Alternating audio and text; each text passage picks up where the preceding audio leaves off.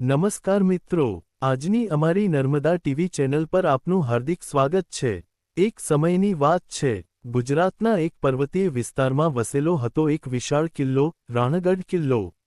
એ કિલ્લા પર રાજા વિક્રમસિંહ શાસન કરતા। તેઓ ન્યાયી અને બહાદુર હતા, પણ એ કિલ્લા વિશે એક એવું રહસ્ય હતું, જે આજ સુધી કોઈ ઉકેલી શક્યું ન હતું।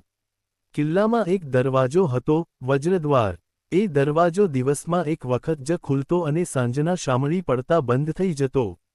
પણ એમાં રહસ્ય એ હતું કે દરવાજો ક્યારેક પોતે જ ખુલી જતો, અને અંદરથી અજાણી અવાજો આવતી। એક રાત્રે, જ્યારે રાજા પોતાની દરબારમાં હતા, ત્યારે એક સિપાઈ દોડતો આવ્યો।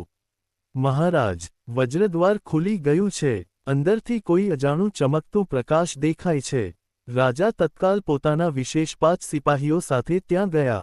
દરવાજો હજી પણ ખુલ્લો હતો। અંદર ધૂંધાળું કૂંપળો જેવું અજાયબ ઓરડો હતો। ભીતર ભયાનક શાંતિ હતી। તેઓ અંદર ગયા, અને અંદર જે જોયું તે અવિશ્વસનીય હતું। એક જૂનું સિંહાસન, જે પર કોઈ બેઠો હતો, પણ તેનું શરીર અજાળું અને ચમકતું હતું। તે અવાજમાં બોલ્યું, વિક્રમસિંહ, તું સાચો રાજા છે। તારા સાચા દિલ માટે હું તને એક ભેટ આપું છું। તે છાયાએ રાજાને એક તલવાર આપી, વજ્ર તલવાર। એ તલવારથી કોઈ પણ અયોગ્ય કાર્ય કરાશે તો એ તૂટી જશે, પણ ન્યાય માટે વપરાશે તો ચમકશે। રાજા અને સિપાહી બહાર આવ્યા। સાથે સાથે દરવાજો પોતે જ બંધ થઈ ગયો। ત્યારથી એ દરવાજો ફરી ક્યારેય ખુલ્યો નહોતો। રાજા વિક્રમસિંહે એ તલવારથી અનેક યુદ્ધો જીતી લીધા, પણ કદી પણ એનો દુરુપયોગ કર્યો નહીં।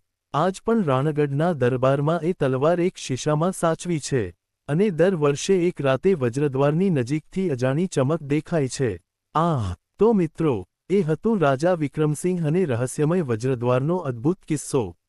આવી જ અદ્ભુત વાર્તાઓ માટે નર્મદા ટીવી ચેનલને લાઇક, શેર અને સબસ્ક્રાઇબ કરવાનું ભૂલતા નહીં। બેલ આઇકોન દબાવો નવી વાર્તાઓ માટે।